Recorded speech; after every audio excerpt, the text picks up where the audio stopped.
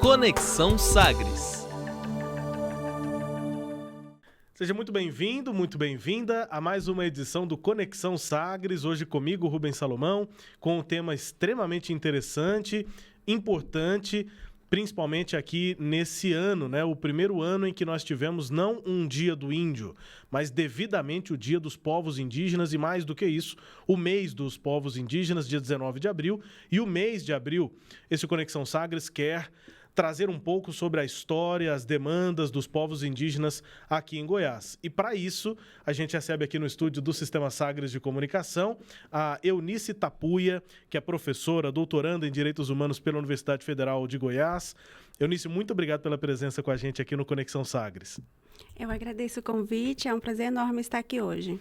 Além da Eunice, está com a gente também o Djair Terena, que é palestrante em bem-estar e conhecimento indígena. Jair, obrigado também pela presença. Unati, saudações na minha língua materna. Que é Terena. Não tem bom dia, não tem boa tarde, é mais ou menos o que se aproxima. Unati. Unati. Então, Unati também. Como é que se fala em Tapua? Tapuia? Posso falar assim? Em Tapuia, né? Que também é uma língua. Como é que seria uma saudação? Bom dia, boa tarde, boa noite, porque o povo indígena Tapuia do Carretão é falante do português Tapuia. Ah, sim, entendi. Porque tem a ver com o histórico de como o meu povo surgiu, né? Tá. Que é aquilo que eu disse anteriormente, que é contar o surgimento do meu povo, é contar também, se mescla com o surgimento do estado de Goiás. Anteriormente, porque a gente já está conversando aqui há algum tempo, né? Então, em off, eu estava já buscando um pouquinho de conhecimento para também levar você que está nos acompanhando aqui no Conexão Sagres. Então vamos lá, começando aqui com a Eunice, com as contribuições, histórias, relatos, enfim, né, do Djair.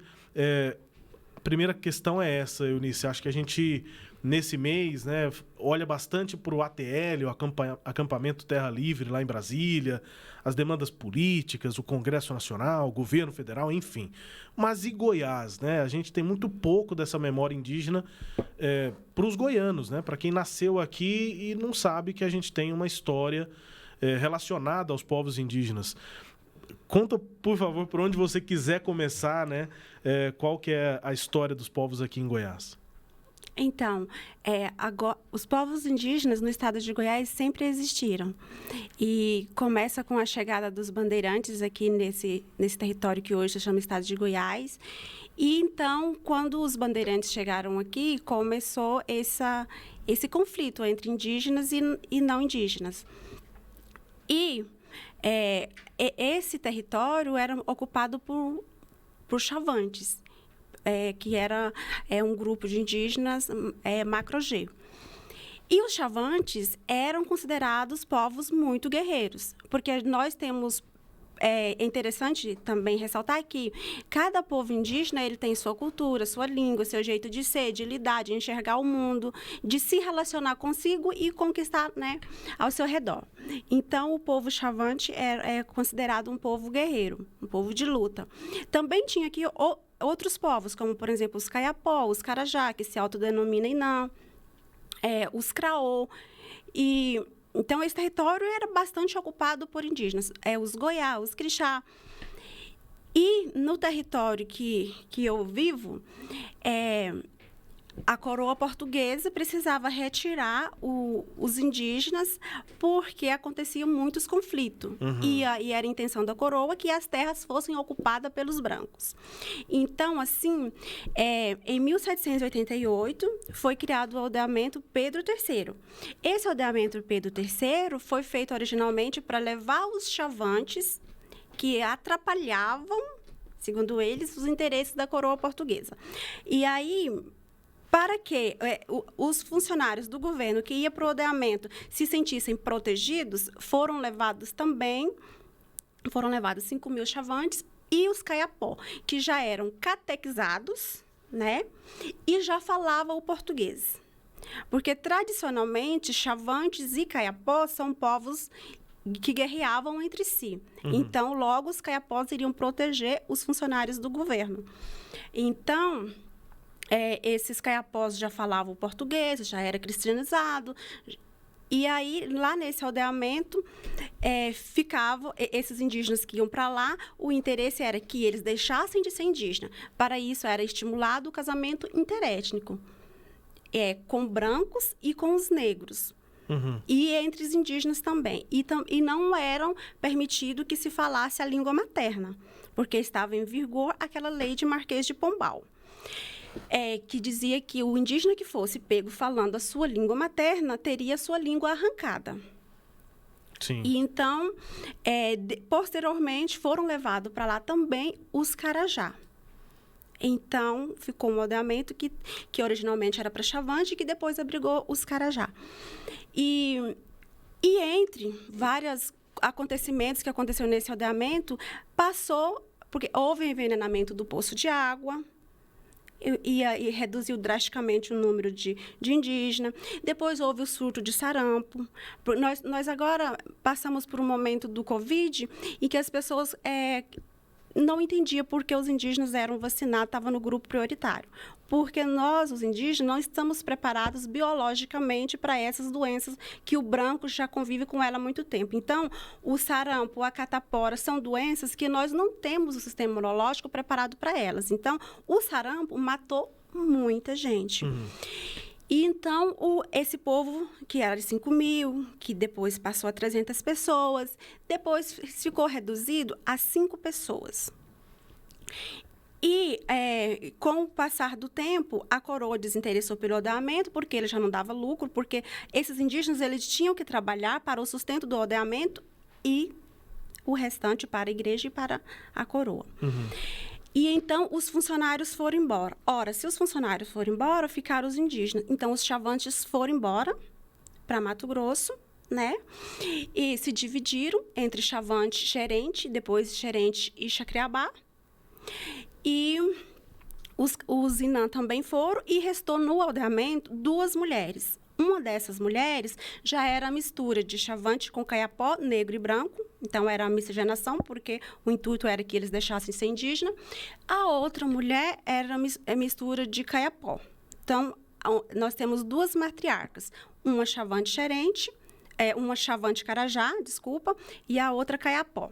Então, o povo indígena Tapuí do Carretão, eles têm esses 2 troncos. Uhum. Os Tapuia Carretão. Os Tapuís do Carretão. Tá.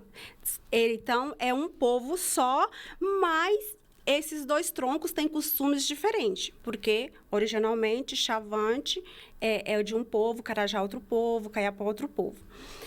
O meu tronco, em específico, é o tronco Chavante Carajá, mas no meu povo tem o tronco Caiapó. E, então, esse povo, nessa época que estavam essas 2 mulheres, vieram 2 negros da região de Pilar, região de Crixás, próximo ali. E esses 2 negros eram ex-escravos que tinham fugido das fazendas e se casaram com essas 2 mulheres, as nossas matriarcas. Então, até antes do casamento dessas 2 mulheres, a gente considera que existia Chavante, o Carajá, o Xerente, assim. Uhum. Após o casamento dessas 2 mulheres com os 2 negros, é a Gênese Tapuia. Então, por isso que a gente vai encontrar o povo Tapuia como tronco, por exemplo, Tapuia Cariri, Tapuia Chocó, mas Tapuia do Carretão só vai existir esse povo, porque não é um povo que existe desde a sua ancestralidade. É um povo que nasceu a partir desse processo de aldeamento implantado pela coroa portuguesa. Então, é por isso que eu disse que nós somos falantes do português Tapuia. Por quê? Porque na década de 70, esse povo que já tinha nascido dessas 2 matriarcas já tinha crescido e permanecia no aldeamento. Mas os poceiros estavam tomando o aldeamento. Então, o meu bisavô, Simão Borges, ele saiu do aldeamento, isso antes, para ir até o Rio de Janeiro, que era a capital do Brasil, para reivindicar a posse do nosso território, porque os brancos estavam tomando todo o território. Então, ele chegou aqui em Goiânia, foi atendido pelo governador, que deu a ele a posse novamente. Então, essa primeira posse, nossa, está específica falando, é posse para esses indígenas e seus descendentes de Chavante, Carajá, Caiapó e tal. E depois, nessa década de 70, quando esse meu bisavô conseguiu esse nosso território, foi um território bastante reduzido, porque 2 mulheres, nessa época, não tinham como proteger um aldeamento por inteiro. E, posteriormente, nós não sabíamos que existia FUNAI, nós não participávamos dessas políticas públicas, porque esse povo estava lá sem saber como é que funcionava esse Brasil, né, entre aspas. E então uma prima uma prima da minha avó tomou conhecimento que existia FUNAI. Então, ela sai aqui de Goiânia, ela vem da aldeia, sai daqui, vai até Brasília para falar, olha, não existe, no meu povo está lá, está sendo massacrado, as pessoas estão sendo mortas por causa do território, porque os brancos estão tomando o nosso território e a gente não vai entregar. E por isso está tendo muitos massacres. Então, a FUNAI manda, em 79, a antropóloga Rita Lazarim para lá. E aí ela vai, então, com 2 alternativas. O que é isso? Que povo é esse? É um povo que vem de uma senzala abandonada? Ou é um povo realmente indígena? Então, ela começa o trabalho dela em 79, escuta os nossos mais velhos, e então ela chega à conclusão que realmente o nosso povo estava falando, aquilo que ele estava dizendo era verdade. E aí começa essa luta pela nossa identidade. Porque que povo é esse que não fala essa língua? Que Sim. povo é esse que fala bom dia, boa tarde, boa tarde? Que povo é esse que tem uma fisionomia, às vezes parecida com um branco, às vezes parecida com um negro? Às vezes até tem um cabelo liso, mas... E essa pele clara ou essa pele escura? Que povo é esse? Então, a partir desse momento, nós tivemos que lutar pelo reconhecimento de nossa identidade enquanto indígena. E aí a gente conquista o direito ao território. Em 94, então, a gente tira os últimos poceiros desse pequeno território que tinha sido doado pelo governador, porque o território grandão da época do aldeamento era enorme. É esse que a gente ainda está lutando por ele. Que foi doado pela coroa portuguesa, né? Foi doado entre aspas, porque já era nosso, né? Mas colocou lá vários indígenas, então ficou assim. E aí, em 94, tira esse restante desses poceiros, desse pequeno território, e a gente começa a luta por uma escola indígena que atendesse os nossos interesses, que tivesse a escola, que nessa escola trabalhasse o fortalecimento da cultura, os nossos saberes e os saberes também do branco, né? Que a gente chama saberes científicos. Sim, e aí deixa eu só fazer uma pausa para colocar também o Jair na conversa, né? E aí a gente vai daqui a pouco também chegar nessas demandas, inclusive nessa questão da educação indígena, né? Mas a história dos Tapuia do Carretão mostra também, representa, tem elementos aí da história do estado de Goiás e também dos outros povos, né, dos outros troncos aqui em Goiás. E a semelhança é muito grande, né, Jair? É realmente um processo de povos que foram dizimados, né? E isso é em regra, né, Jair? Isso, é semelhantes. O nosso tronco lá é Aruac. Mato Grosso do Sul, né? Mato Grosso do Sul, na região no município de Aquidauana. Na verdade, os terrenos eles estão em 3 municípios.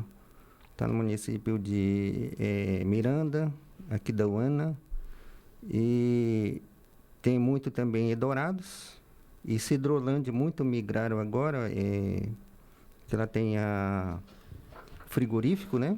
E 80% dessa empresa é mão de obra terrena. Sim. Isso. Bom, e é um processo muito claro, né, do que aconteceu com esses povos, principalmente aqui em Goiás, mas não só aqui em Goiás. O Djair mora em Goiânia. Sim, desde 85. 86. 86. Isso. E que convivência você tem, Djair, com esses povos daqui de Goiás? Você chegou a ter um processo, né, de contato com essas lideranças daqui do estado? Enfim, é uma luta contínua, né? Até chegar em 2023 e a gente continua tendo várias demandas. Com certeza. E existia muito índio nos anos 80, né? Até no início dos anos 90 existia muito. Após a divisão do Estado, né, praticamente o Estado de Goiás praticamente não sobrou nada, né? Uhum. E principalmente aqui em Goiânia, histórico de Terenas, eu acho que tem 4 só aqui na cidade. Pois é, e aí, Eunice, a gente volta a essa questão de estereótipos, né? Ao longo dessa história que você foi contando, na ótica dos povos, né? Da origem do povo Tapuia do Carretão e dos outros povos que a gente tem em Goiás, a gente tem também a construção no outro lado, ou seja, nessa cultura que ao mesmo tempo ia se construindo do branco, mas também do negro, enfim, de quem estava nas cidades, quem estava e que não tinha relação, pelo menos não sabidamente, né, com os indígenas, porque todos nós temos relação com os povos originários do nosso país, mas foram criando esses estereótipos, né? Como é que você enxerga isso hoje, assim? Há alguns avanços, a gente não tem mais Dia do Índio, né? A gente começa a falar sobre Dia dos Povos Indígenas, entender essa diversidade, mas que tipo de estereótipos você ainda acha que são importantes de serem derrubados, combatidos? Então, antes de falar, eu queria dar uma explicação. Quando eu digo branco, é porque nós indígenas chamamos o outro indígena, que não é do meu povo, de parente. Tá. E quem não é indígena, pode ter a pele negra, a gente fala branco. Não que ele seja branco, porque ele é diferente. Não é uma questão de cor, não, né? Não de origem. Né? Exato. Tá. Bem isso.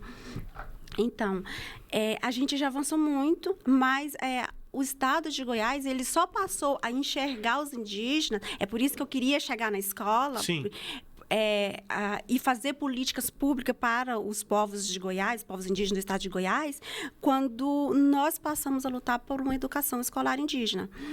Para ter uma escola dentro da comunidade. Porque aí, então, nós víamos até Goiânia para reivindicar tudo isso, e não tinha dentro da SEDUC pessoas que conheciam da legislação, da educação escolar indígena. Qualquer lugar que fosse, não tinha. Então, nós lutamos, foi criado o departamento do campo indígena e quilombola, na época, e então o estado de Goiás foi passando a enxergar, porque até então nós tínhamos o Zinã, de Aruanã, e os Avá, que são um povo de recém-contato e que, portanto, ficava mais afastado, porque um povo de recém-contato, poucas pessoas, dado ao massacre de violência também que eles sofreram, né?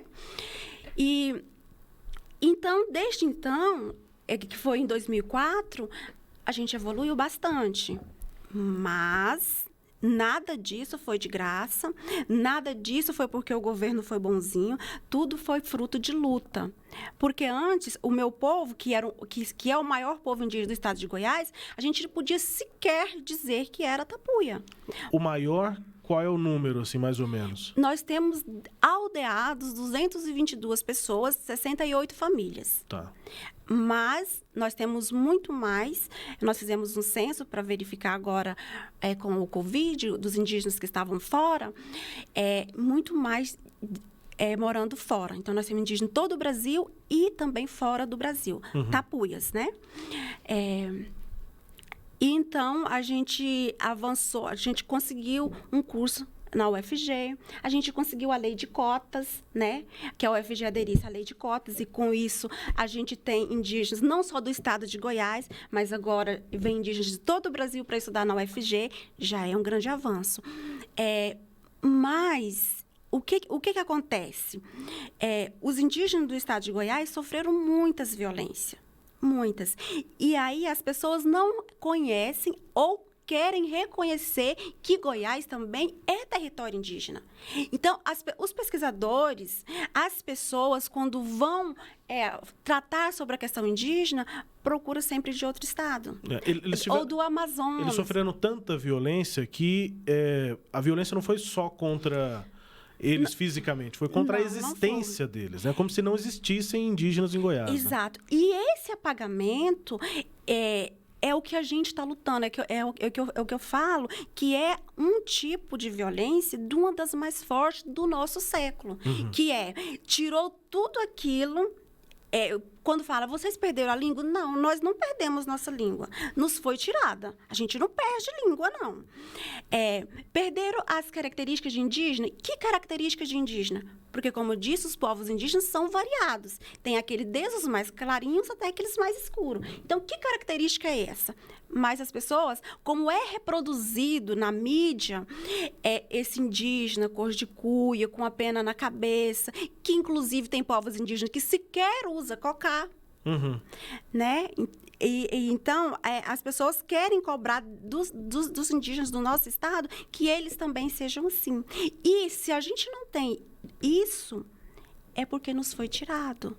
E cobrar agora isso da gente é uma violência duplamente. Então, uma das demandas para apagar esse estereótipo é isso que está acontecendo, é você nos dar esse espaço para que a gente possa contar, para que outras pessoas possam ouvir.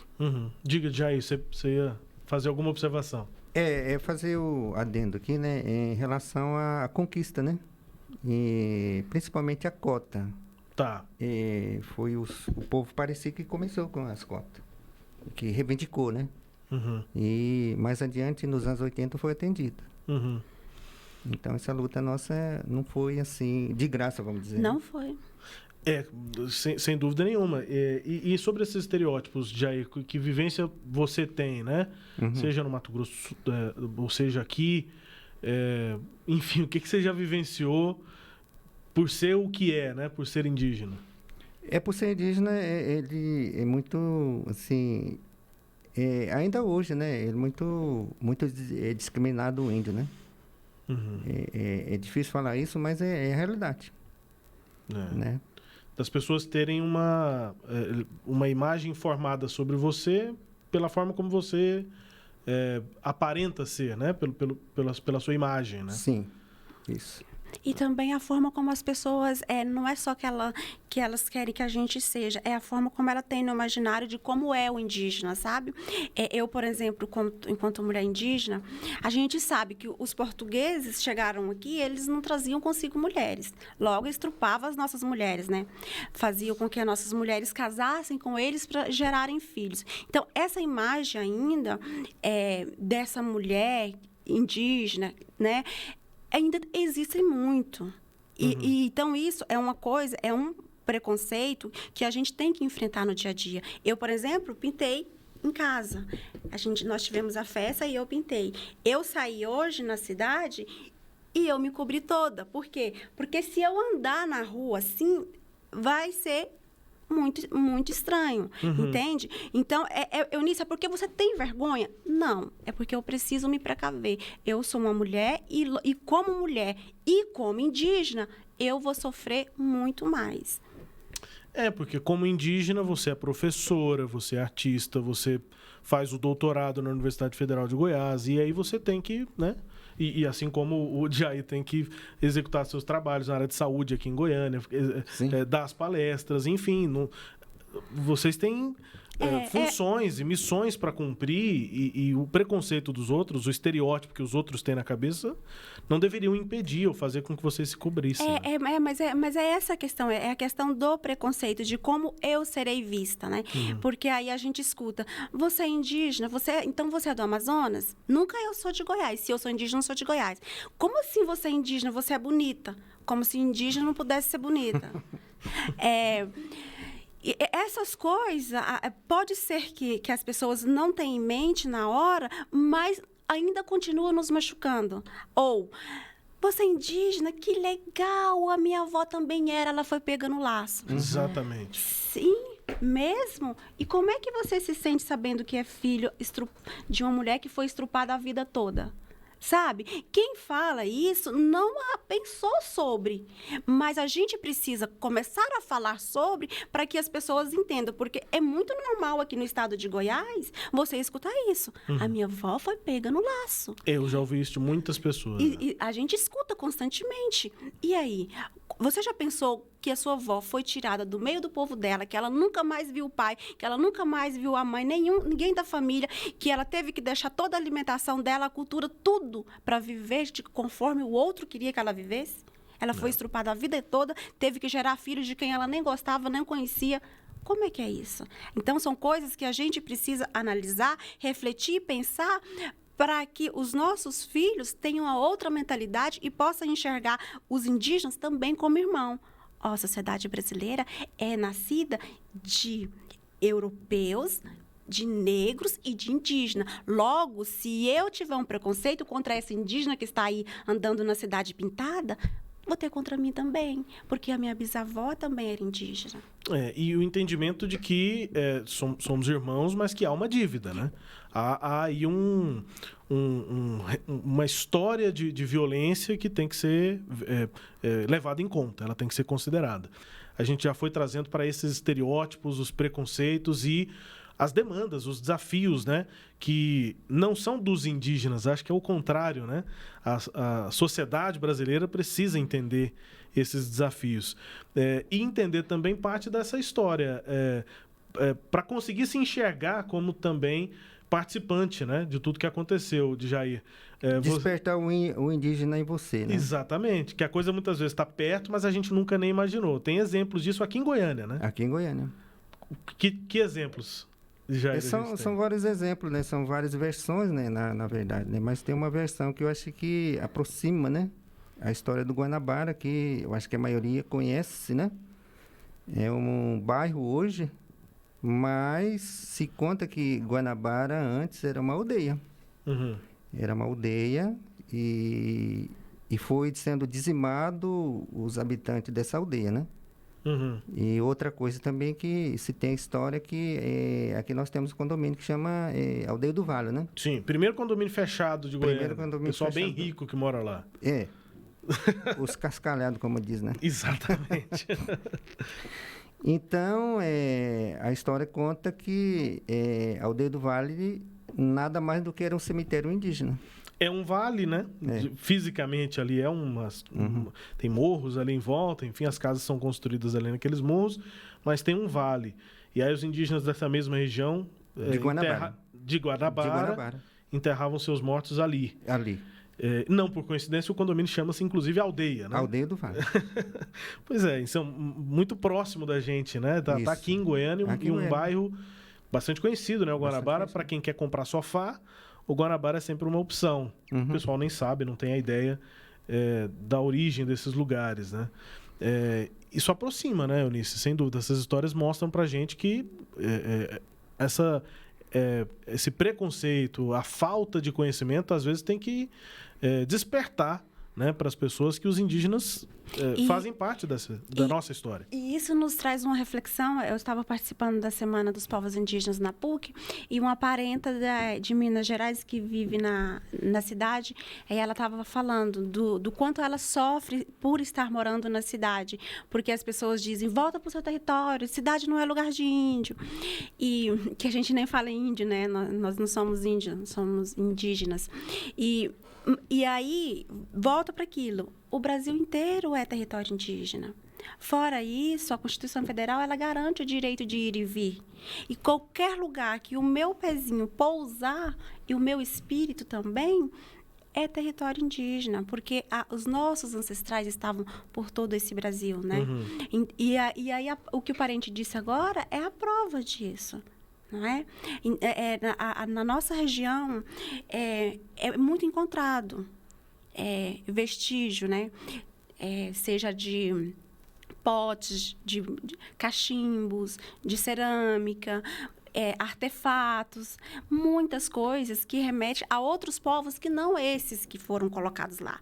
O que quer dizer que já lá era território de outros povos também. Uhum. Então, eu citei o aldeamento Pedro III, mas foi feito vários aldeamentos aqui, que eram para agrupar esses indígenas, para tirarem eles de seus territórios. Então, o território deles não é só aquilo que eles vivem atualmente, né? Uhum. Era toda essa extensão. E teve no final desse mês de abril, né, dia 28, finalzinho do mês, e final também da semana do ATL, né, do acampamento Terra Livre, que eu citei no primeiro bloco aqui da nossa conversa.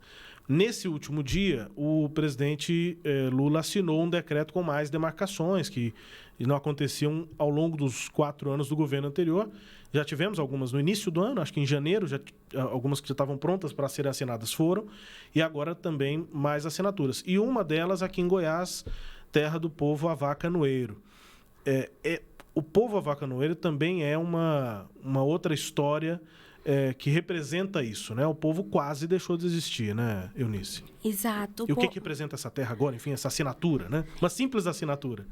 Então, quando a gente fala que um povo está lutando por um território, às vezes as pessoas não entendem. E para que índio quer tanta terra? É porque esse território, para o povo indígena, a gente não vê a terra apenas como terra, como posse, como valor monetário. A terra, para a gente, a terra é nossa mãe. Ela faz parte de quem a gente é. Vocês não pensam na cerca, né? Não, a gente não. E nem no que ela pode nos trazer. O famoso quadrado. Não é um quadrado a terra para o indígena. Exato. Né? Aí, então, quando um parente consegue a demarcação de seu território, a homologação do seu território, como o Zavá conseguiu agora, a gente se sente muito feliz. Por quê? Porque ele está conseguindo de volta aquilo que foi tirado dele, que é, lá naquele território, não representa só a terra para plantar e para colher, mas ali estão a sua ancestralidade, os seus espíritos, os animais, tudo que é sagrado está naquele território. Uhum. Então, ele precisa disso para viver, não só para sobreviver, para sobreviver e para viver. Uhum. Em comum acordo, sabe? Interação com o meio. E os Zavá? Então, os Zavá conseguiram agora, né? Mas eles têm uma história bastante muito complexa, triste, né? Muito triste a história dos Zavá. Fica à vontade, Jair, se você quiser Pode também falar, contar o que você sabe, né? Não, deixa o professor. Deixa o professor. Então, a história dos Zavá é muito triste. Eles ficaram reduzidos hoje a apenas 6 pessoas. E tem a Avá que está no estado do Tocantins, mas aqui em Goiás, só 6 pessoas, né? Então, as meninas tiveram que casar, o rapaz e a moça, eles tiveram que casar com outro povo, porque não dava nem para ter casamento entre eles, né? Uhum. Porque eles sofreram todo tipo de opressão e de perseguição. Então, foram tirados deles tudo. Então, é uma língua que está muito ameaçada, porque agora eles têm o português, né, que é a língua nacional, tem a língua dos rapazes e da moça que casou lá com eles, né, que é o tapirapé, que é outra língua que não a dele, é do mesmo tronco linguístico, mas não é a mesma língua. É do mesmo tronco linguístico, mas não tem a mesma cultura, entende? Então, é um povo que ainda está em opressão, em sofrimento, que a gente precisa olhar para esse povo e pensar que a gente tem uma dívida muito grande também com esse povo, né? Se tem com o povo indígena Tapuí do Carretão, esse povo já nasceu e já está sabendo como esse mundo aqui fora funciona. Os Zavá ainda estão aprendendo. Como é que funciona? FUNAI é o quê? CESAI é o quê? Sabe? Então, educação, escrever serve para quê?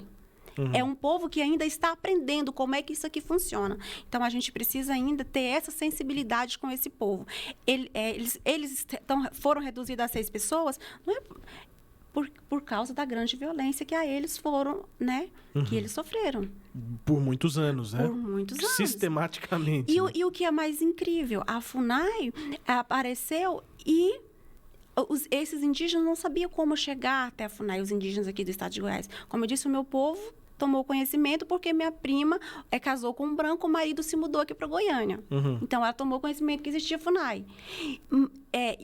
Porque isso é muito complicado para quem está na aldeia, num local isolado, chegar essas informações até ele. E hoje, por que hoje o estado de Goiás está entendendo que tem indígena? Porque hoje, principalmente com a pandemia e a internet, nós podíamos participar de muitas lives de dentro do nosso território, né?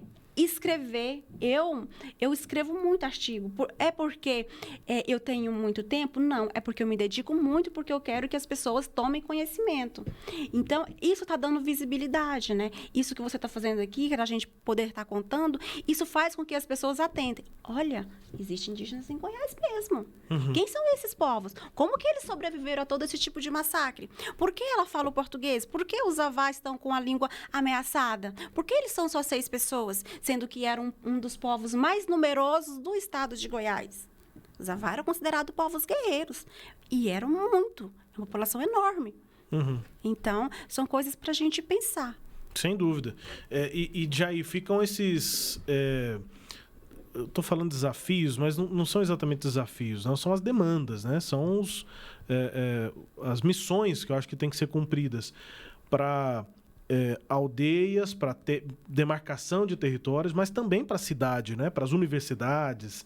Enfim, a questão indígena, ela também é estereotipada nesse sentido político, né? Ou seja, politicamente, para a maior parte das pessoas, questão de índio, eu estou usando para citar mesmo essa palavra que não representa, né, a diversidade, não representa os povos, é uma coisa de mato, né? Não é, né, Jair? Não é. Por exemplo, aqui em Goiânia diz que existem 1000 índios.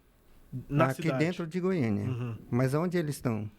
Pois a pergunta é essa. Por isso que foi criada a UNIG, para buscar esses indígenas. Na cidade, né? Na cidade de Goiânia, né? Isso. É. Então, a gente está fazendo esse trabalho. A gente já encontrou 146 índios. Mas e o restante? Uhum. Como disse a parente, né? Por meio disso aqui, vai trazer a visibilidade e talvez consegue nos conectar, né? Esses parentes, como diz o índio, né? E politicamente, Jair, você tem uma atuação há muitos anos, né? Acho que já foi mais envolvido com essa militância, digamos assim. Você tem uma certa descrença, Jair, ou não? Você é meio descrente com essa? Eu estou meio descrente. Por quê? Assim, o que você... Qual que é a sua visão? É porque, como diz o parente, né? Nós temos que resgatar o nosso direito.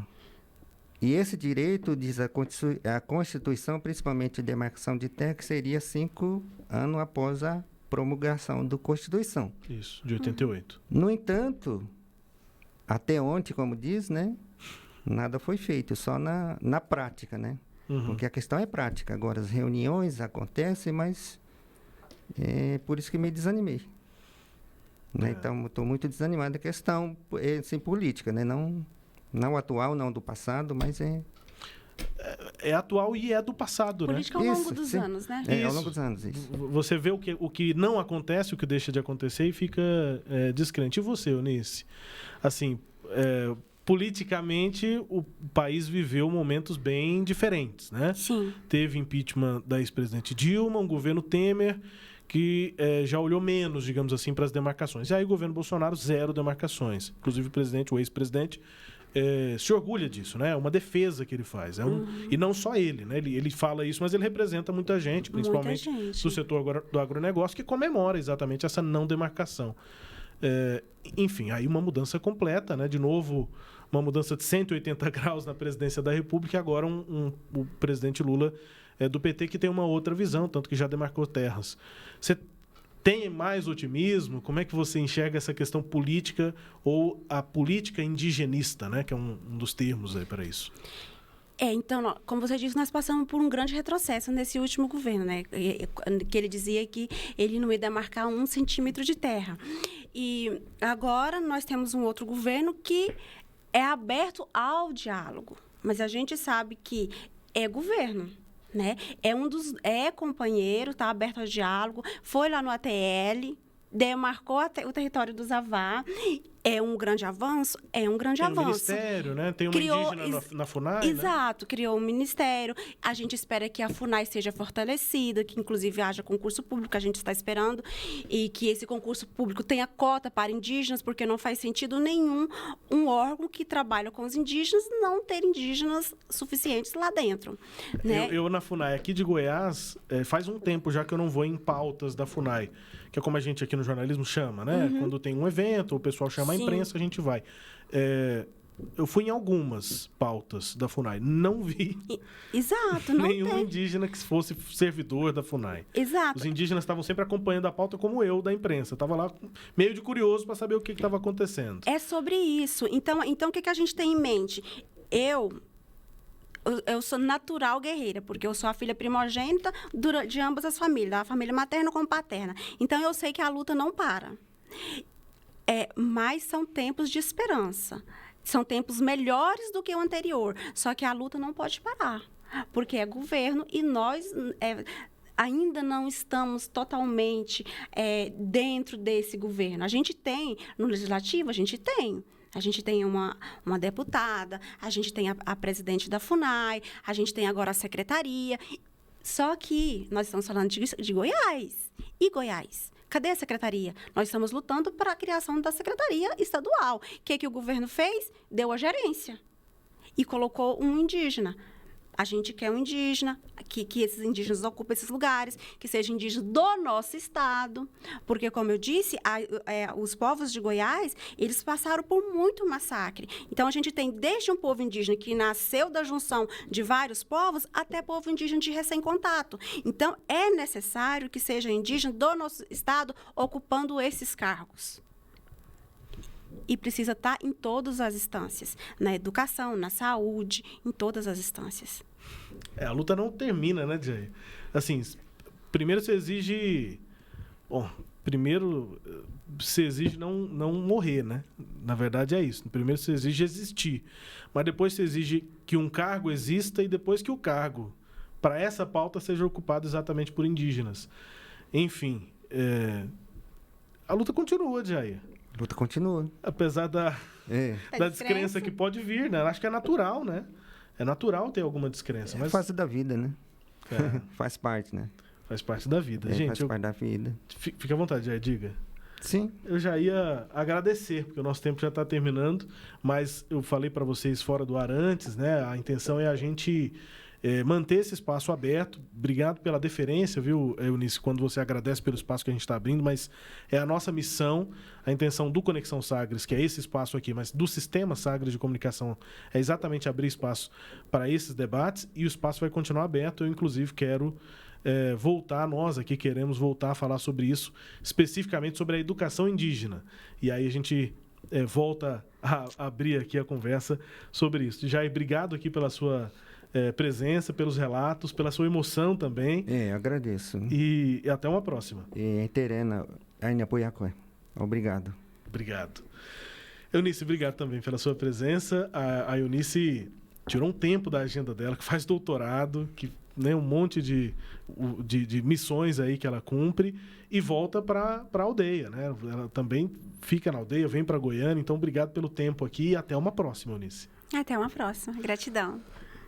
Eunice Tapuia com a gente aqui, o de Jair Terena também. Conexão Sagres vai chegando ao fim, agradecendo a você que nos acompanhou até aqui. E eu lembro, você pode nos acompanhar aí no nosso canal no YouTube, também no Sistema Sagres de Comunicação pelo canal 26.1 na região metropolitana de Goiânia da TV Sagres, e claro, acessando também as nossas reportagens e todos os nossos canais no sagresonline.com.br. Um abraço e até a próxima.